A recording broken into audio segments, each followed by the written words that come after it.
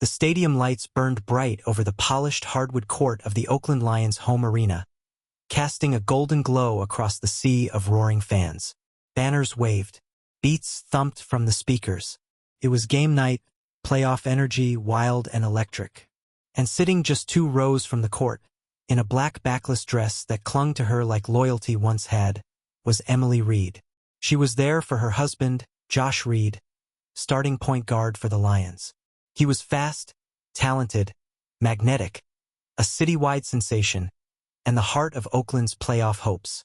But to Emily, he was still the boy from Georgia with soft hands and a crooked smile, the man who once picked wildflowers for her behind his old high school gym. She'd loved him once, maybe she still did, but something had changed. She didn't fully understand when it happened. Maybe it was the months apart during the season, the late-night practices, the games she stopped attending, the woman she'd become while he was chasing greatness. Or maybe it was the way he stopped looking at her like she was the prize and started treating her like the trophy. Tonight, she came to support him anyway. The team was in the semifinals. One more win and they'd move on to the Western Conference Finals. Josh had begged her to be there, said it meant something to him, and truthfully, she missed being part of the magic. She leaned forward, elbows on her knees, letting her long brown hair fall over her shoulder, catching eyes without meaning to. Or maybe she did mean to. Attention was a game she remembered how to play. From the corner of her eye, she saw him. He wasn't like the usual fans, no jersey, no face paint. Just a slim-cut navy button-down, forearms crossed, leaning back with the quiet confidence of a man who didn't need to cheer to enjoy the game. Mid-30s maybe, with stubble like he shaved only when it pleased him. His eyes, icy gray, were locked not on the court but on her. She blinked, looked away, pretended not to notice. But the heat rose in her cheeks.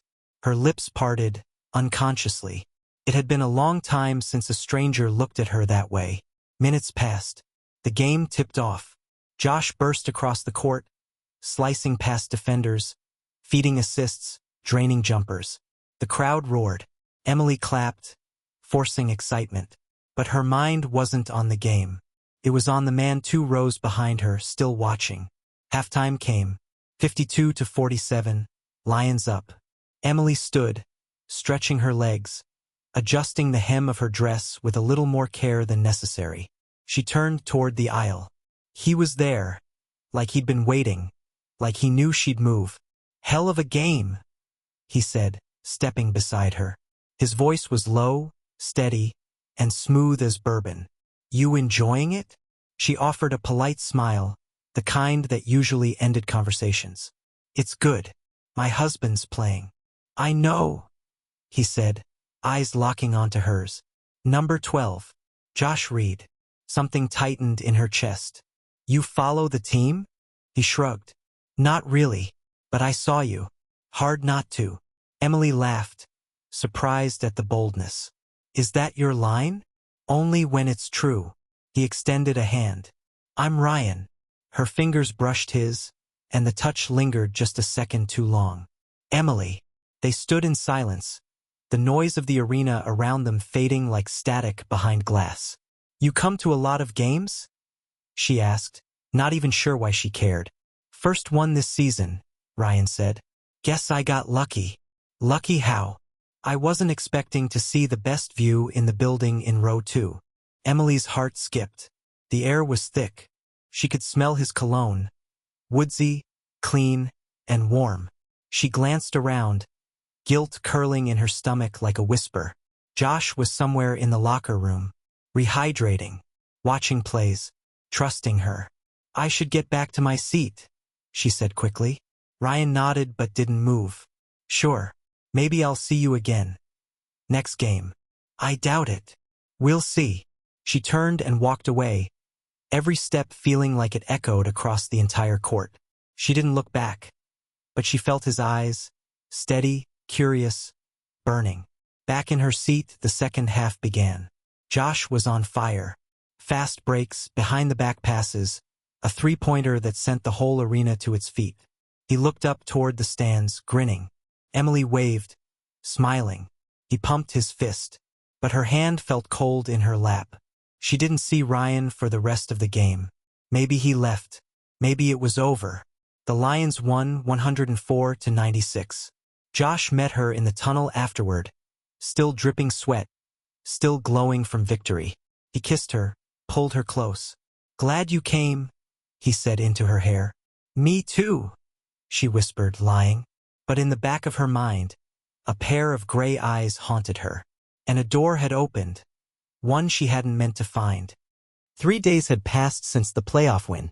Josh was deep into practice sessions, film study, interviews. The Lions were prepping for the Western Conference Finals, and the pressure was at an all-time high. Emily could feel it in the air. He barely slept, barely spoke. His mind was on the court. His heart? Maybe too. But Emily's mind was somewhere else entirely. She hadn't stopped thinking about Ryan. About the gray-eyed stranger who'd spoken to her like she wasn't invisible. Like she was more than just Josh Reed's wife. That brief moment in the tunnel, their conversation during halftime, had replayed in her head with startling clarity. She tried to shake it, tried to focus on being the supportive wife. But the echo of his voice, it stuck. It scratched. That night, she did something she told herself she wouldn't. She searched him on Instagram. His profile was private. No photos. Just a name, Ryan Ashford. But it was him. She knew it by the profile picture, a grainy shot of his stubbled jawline and those unreadable eyes. Against all logic, against every part of her that screamed don't, she tapped the follow button. He accepted 10 minutes later. And then, just like that, the first message came. "Ryan Ashford. Didn't think I'd see you again." Her heart jolted. She stared at the screen. Her thumb hovered. Then she typed back. "Emily Reed. I wasn't sure I'd see you either." A pause. "Ryan. Still looked like you were watching me more than the game." She swallowed. The butterflies in her stomach weren't from guilt. "Not yet. Emily. Maybe I was. Maybe you made it hard not to." Another pause. Then, "Ryan. Coffee?" Her fingers froze. The room around her felt suddenly too still. Too quiet. Josh was downstairs, doing drills on the private hoop in the driveway. She could hear the thud of the ball. Repetition. Discipline. Focus. But her heart was upstairs, pounding. "Emily. Just coffee?" "Ryan. Just coffee. For now." She told herself she wouldn't reply. But she did. She told herself she wouldn't go. But she did. The next afternoon, they met in a small cafe in downtown Oakland. Tucked between an independent bookstore and a wine bar, it was the kind of place no one would look for a scandal. Ryan was already there when she arrived, seated in a corner booth. No jersey. No sports talk. Just a man in jeans and a navy pullover, sipping black coffee like he'd been waiting for her his whole life. "You came," he said as she slid into the booth. "I shouldn't have," she replied. "But you did." That smile, it wasn't arrogant. It was knowing. A quiet pull. For the first 20 minutes, they kept it light. Favorite books? Travel? Music? But as the minutes passed, the tone shifted. "You ever wonder what it's like to just disappear?" he asked, voice lower now. "To leave everything behind for 1 week and be someone else?" "All the time," Emily whispered before she could stop herself. Ryan leaned closer. "I could see it in your eyes. That day at the game. You're restless." "I'm married." "I know." Silence. Then he said, "But I also know when someone feels unseen." Her breath caught. It wasn't the words. It was the way he said them, with conviction, with observation. Like he wasn't guessing, he knew. And worst of all, she knew he was right. Josh hadn't held her like that in months. Hadn't looked at her like that in longer. Ryan, a stranger, had spotted it in seconds. She stood to leave. "I can't," she muttered, grabbing her purse. "I didn't ask you to do anything," Ryan said, still sitting calmly. "But if you ever do want more than coffee." He slid something across the table, a small folded napkin. She opened it later, outside, hands trembling. A hotel room number. Downtown. Friday night. One word, choice. Emily didn't go straight home. She walked for blocks, mind racing. She told herself she'd burn the napkin. She told herself she'd delete the messages. That she'd tell Josh, tell herself, it was nothing. But that night, lying beside her husband in their king-sized bed, she didn't sleep. Because she still had that napkin. And it still had her. Friday came like a storm cloud. From the moment Emily opened her eyes, something felt different. The world outside her window was gray, drizzling, as if the sky itself understood the tension inside her. She tried to push it away, to focus on the normal. Laundry. Emails. Groceries. But everything felt muted. Like her life was in black and white and the only thing in color was that folded napkin on her nightstand drawer. She hadn't touched it all week, but she hadn't thrown it away either. Josh had been unusually distant these past few days. Not cruel. Just elsewhere. His mind was on the finals. On game tape. On his team. He smiled at her during breakfast, kissed her forehead, but it felt like he was hugging her from another room. She couldn't blame him. He was chasing history. But Emily? She was chasing something else entirely. By noon, her phone buzzed. Ryan Ashford. No pressure. Just wondering if you still have the napkin. Her hands trembled as she typed back. Emily. I haven't thrown it away. Ryan. That's not a no. Emily. I told myself I wouldn't. Ryan. And yet here we are. Room 708. After 8 p.m. I won't text again unless you walk through that door. He didn't. 8:03 p.m. Emily stood outside the Marriott on 9th Street, dressed in a long beige trench coat, her hair damp from the drizzle, heart pounding like she was about to jump from a cliff.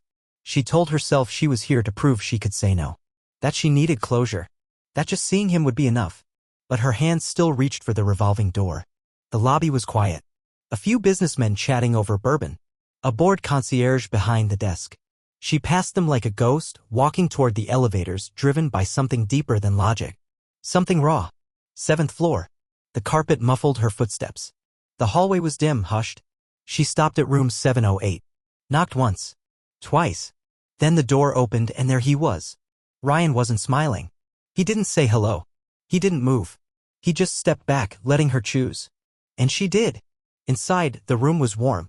Dimly lit. The curtains were drawn, the air smelled faintly of cedarwood and something darker. She didn't speak as she removed her coat, hanging it slowly on the chair.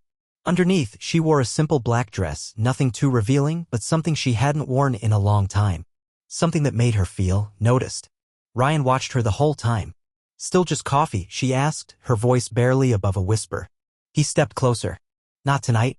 His hand brushed her wrist, fingers light, hesitant. But she didn't pull away. She hadn't crossed the line yet, not technically. But every breath, every look, every heartbeat was stepping closer. I shouldn't be here, she murmured. But you are, he replied. He didn't kiss her. Not yet.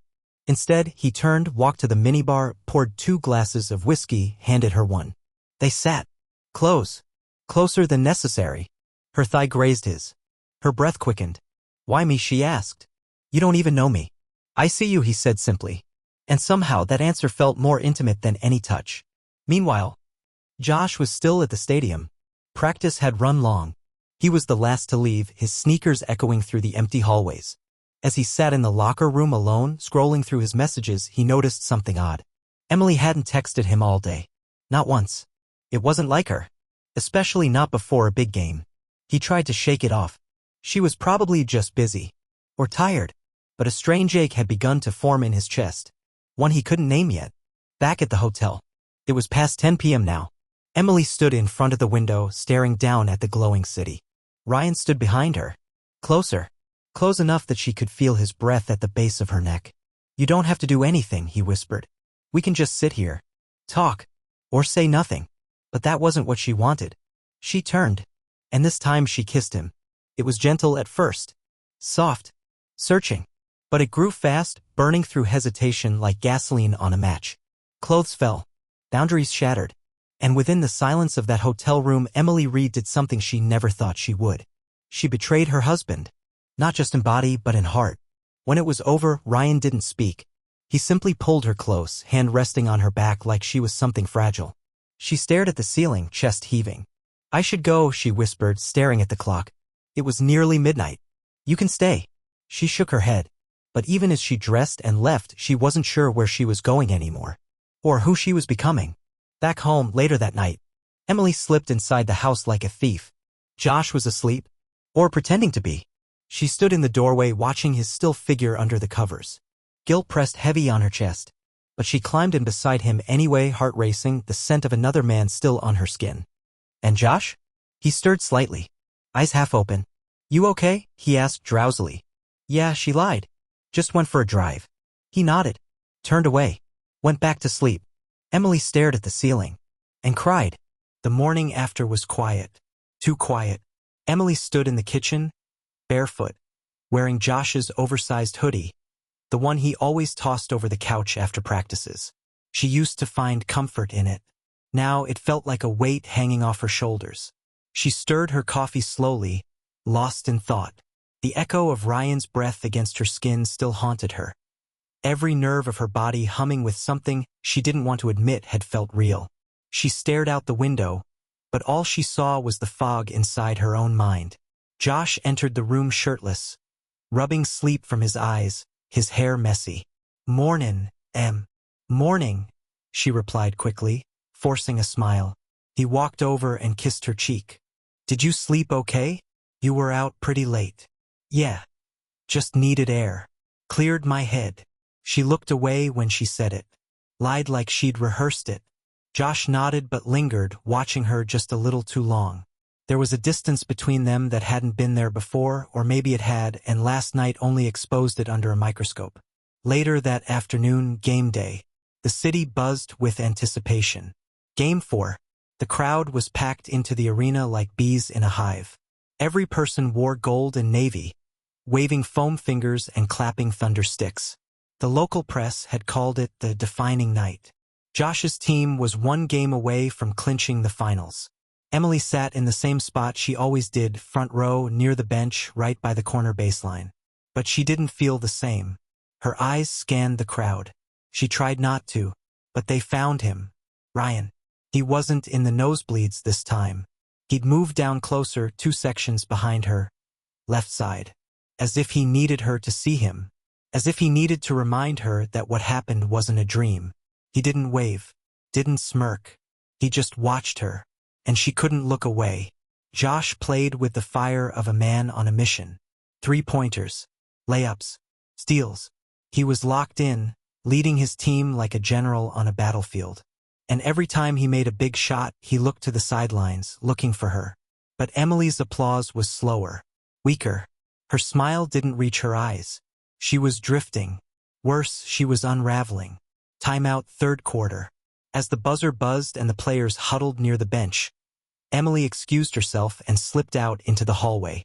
She leaned against a concrete wall near the concession stands, breathing fast, palms sweaty. What the hell was she doing? She cheated on her husband. The man chasing his lifelong dream. The man she'd built her entire life with. And for what? A moment? A look? A feeling that might not even be real? Having trouble breathing? His voice. She didn't have to look up to know it was Ryan. "You shouldn't be here," she said quietly, not facing him. "You came looking for me with your eyes 20 times this quarter," he replied. "Don't pretend." She turned to him, angry. "You think this is a game? I think everything became real the second you showed up at that hotel." Emily's jaw tightened. That was a mistake. Ryan leaned in, close enough that she could smell the heat of his cologne. "Then why are you here right now? Standing in a hallway? Hiding from the man you say you love?" She had no answer. He brushed a strand of hair from her cheek. "You're not running from me, Emily. You're running from the truth." Back on the court, Josh scanned the crowd during the timeout. Emily was gone. His gut twisted. She never left during the game. He checked the baseline, the tunnels, the corner stairs. Still nothing. His chest felt tight. For a brief second, the roar of the crowd vanished behind the roar in his head. But he had a game to finish. So he did, like a soldier marching through a war he didn't understand. After the game locker room, victory. Josh had dropped 34 points. His teammates lifted him on their shoulders. Reporters swarmed. Cameras flashed. He should have felt like a king. But he didn't. When he finally got back to his locker and checked his phone, there were no texts from Emily. Not one. Not even a congrats. He frowned. Something wasn't right. He scrolled. His eyes landed on something odd. A text from one of his assistant trainers. "Mark. Yo. Who was that guy talking to Em in the tunnel?" Looked intense. Josh blinked. "What guy?" He stared at the screen, his stomach sinking. That night home. Emily was already in bed when Josh got home, pretending to sleep. Her back was to him. Her breathing was fake. He knew. He sat on the edge of the bed silently, pulling off his shoes, staring at the floor. After a long pause, he said, Someone saw you talking to a guy in the tunnel. She didn't move. Wanna tell me about it? Silence. I'm not mad. I just want to know what's going on. More silence. Finally, she whispered, "He's no one." Josh swallowed hard. That word, no one, cut deeper than anything else. He lay down beside her, leaving inches between their bodies, a canyon that used to be a kiss. She closed her eyes and wished she could wake up in a version of life where none of this had happened. The days leading up to the final game were anything but normal. Josh was quieter, not cold, but distant, calculated. The way he studied plays on tape, he now studied Emily. How long she stayed in the shower, how quickly she locked her phone, how her smile would hesitate just a fraction too long when she told him she loved him. Emily noticed, and it terrified her. At breakfast, the clink of spoons and the buzz of the refrigerator filled the silence between them. Josh scrolled through his phone as she sipped her coffee. "You've been off lately," she said, breaking the ice. "Just locked in for the game," he replied without looking up. "I'm proud of you." He finally looked up, his eyes darker than usual. "Are you?" Felt like a gunshot in a quiet room. Emily swallowed hard. "Of course I am." Josh smiled, but it wasn't joy. It was a mask. "Then I'll see you after we win this thing." Arena championship game night. Golden confetti rained from the ceiling. The crowd was louder than ever. Emily sat alone in the front row. Her palms sweaty, her heart racing. Not because of excitement, but fear. Ryan was back. Section 115. Same seat. Same smirk. She didn't look at him, but she felt him watching her, like a storm waiting to strike. Josh was on fire. The first half, 16 points, 5 assists, 2 steals. The whole city chanted his name. But in the middle of the second quarter, during a timeout, something strange happened. He didn't look at the bench, didn't talk to the coach. He looked straight at Emily and held her gaze. It lasted only a second, but in that moment she knew. He knew. Halftime, locker room. Josh sat alone on the bench, water bottle untouched.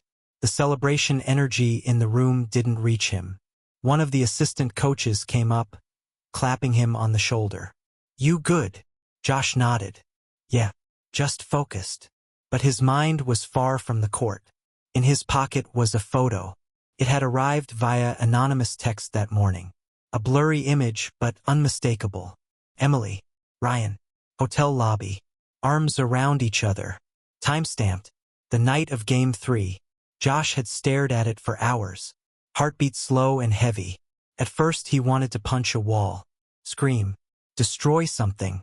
But then he remembered who he was. Josh Reynolds. Point guard. Leader. Warrior. He'd win this game. He'd lift the trophy. Then he'd deal with her. Final minutes of the game. Down by 2. Clock ticking. Josh dribbled at the top of the key. Looked at the clock. 8 seconds. He drove left. Defender lunged. He spun. Step back. 3. Swish. Arena erupts. Final buzzer. They win. Teammates dogpile him. The coach lifts him up. Reporters scream his name. But Josh? He walks away from the crowd. Straight to the sideline. Straight to her. The confrontation courtside. Emily stands as he approaches, tears already forming, unsure if from pride or fear. He leans in, smiling for the cameras. But the words he speaks are for her alone. "Smile, Em. They're watching." Her lips tremble. "Josh, I saw the photo," he says, smile frozen in place. "You know which one." She goes pale. "Please." He nods toward the stands. "Was it worth it? Him? Some drunk stranger in the bleachers. She looks like she might collapse." "Funny thing," he continues. "You always said I let basketball take up too much space in my life, but you found time to fit him in while I was out there giving everything." "I didn't mean for it," she chokes. "Don't," he snaps quietly, his smile breaking. "You meant every second of it. I saw your face in that photo. That wasn't guilt. That was lust." She looks down, ashamed, shaking. He hands her something, his wedding ring. "Put this somewhere safe. I won't be needing it tonight." And then, with a single step, he walks past her. Up the tunnel. Into the locker room. Into a future without her. Back at home that night, Emily sits alone at the edge of their bed, holding the ring. The TV still plays the highlights. Josh's name on repeat. His final shot on loop. The city loves him. But she lost him. Outside the window, fireworks boom. But in Emily's chest, it's just silence. 3 days after the championship, the house was too quiet, too clean, too untouched. Emily wandered from room to room like a ghost, running her fingers along the walls, the backs of chairs, the kitchen island where they used to laugh over late-night snacks. Her footsteps echoed against the hardwood floors. Josh hadn't come home since that night. No calls. No texts. Nothing. She didn't blame him. The last time she saw him, he was walking up the tunnel after handing her the ring, not as a symbol of trust, but as a cold finality. A gesture that said, it's over. And yet, part of her had hoped that maybe, just maybe, he'd come back to ask why. To scream. To cry. Anything. But silence? Silence was worse than hate. Her phone buzzed, an old text from Ryan. I still think about that night. Call me. She stared at the message like it was a disease on the screen. There had been no romance. No connection. No future. Just heat, guilt, and a series of terrible decisions while Josh poured every drop of himself into the playoffs. She remembered the way Ryan had whispered in her ear in the dark of the hotel room, hands tracing her body like it meant nothing. And maybe it had meant nothing to Ryan. But it had cost everything. Meanwhile, Josh sat alone on the rooftop of a downtown hotel. The championship trophy rested on the table beside him, but he didn't look at it. In his hand was a letter folded, soft at the edges. It wasn't a letter from Emily. It was from his mother, something she wrote him years ago after his first college win. A reminder of who he was. Of how love and focus can't live in the same breath when betrayal clouds the room. He remembered the exact line. You can give the world everything and still lose your soul if you're not careful who you trust. He folded it slowly. Looked out over the city lights. He had trusted Emily. With his heart. With his future. But she had been weak. And weakness, he now knew, was a luxury he could never afford again. Emily's attempt to fix it. The next morning, Emily drove downtown. She didn't wear makeup. She didn't fix her hair. There was no mask left to wear. She waited in the hotel lobby for hours. At first, the receptionist didn't recognize her, but then she saw the wedding ring Emily wore on a chain around her neck. He's in the suite on 28, she whispered. But he said no visitors. Emily nodded. I won't be one. But she rode the elevator anyway. And when she knocked on the door, her heart thudded like it was trying to claw its way out of her chest. Josh opened it. He was in a plain t-shirt, barefoot, eyes tired. He didn't invite her in. She didn't ask to come inside. They just stood there, two broken people on either side of a doorway that had once led to love. I don't expect forgiveness, she said. Good, he replied. Her lips quivered. But I needed to tell you it wasn't about him. It wasn't love. It wasn't even happiness. It was emptiness. I know, he said. That surprised her. He looked down, hand gripping the edge of the door. I spent years building something I thought was real, he said. While you were out there finding ways to destroy it in one night. I was scared, she whispered. Of being left behind. Of not matching anymore. And so you made it true, he said. Silence stretched. She reached into her pocket and pulled out the ring, his ring, and held it up to him. I kept it because I couldn't let go, she said, voice shaking. But I understand if you already have. He took it in his hand. Studied it. Then slowly he looked up. You want me to put this back on? He asked. Hope sparked in her eyes. Only if you want to. He closed his hand around it. I don't. Her face crumbled. Tears streamed silently. He reached forward, not to pull her in, but to brush a tear from her cheek. You'll heal, he said softly. But not with me. Then he stepped back and closed the door. 1 year later, Josh stood courtside holding a young fan's hand during a charity event. He smiled, signing jerseys, giving hugs. He was lighter now. Stronger. Not because the pain was gone, but because he had accepted it. Emily? She had moved out of state. Quiet life. No social media. No more Ryan. Just a woman trying to rebuild what she had shattered. They hadn't spoken since the hotel. But sometimes when the crowd chanted his name, when the lights burned hot and the ball flew perfectly from his hand into the net, he wondered if she watched. If she regretted it. He hoped she did. But more than that, he hoped she found something real this time. Something that didn't break her. Because in the end, even after the buzzer, some games never truly end, they just echo on, in silence.